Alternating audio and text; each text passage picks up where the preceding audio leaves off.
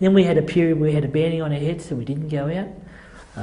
What was it like? How did it feel to be part of the force when there was a bounty on the head? No great different from me.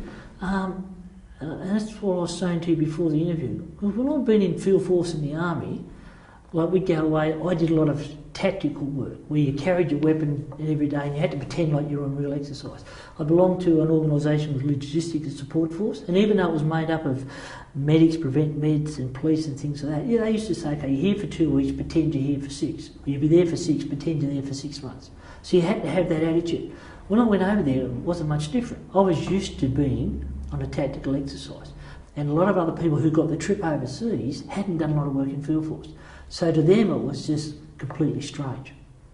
But on the other hand, the army was always one level ahead of the rest. So when we played sport and we went for a run, we had an armed guard. Or we went up the road to the local, behind the hospital there was a sports field which was pretty well enclosed, so they didn't put us out on the streets. So there was ways they could deal with it. So I didn't find it too hard. And I got around the country actually. When we had the banding on the head, I was a close protection for the doctor. She was a female and she needed to go to the local hospital, but she also needed to have her hair cut and a few other things. So I'd sit in the hair salon looking after her. But I also went around the country with the 2IC. He was SIG's major, but we were never out of uniform.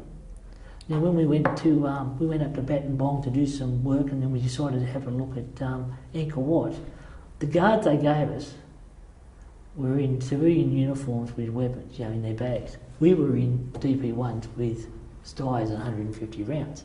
So a lot of cases we were confronted with people with weapons, and in a lot of the guys we've done, like the Cambodians and the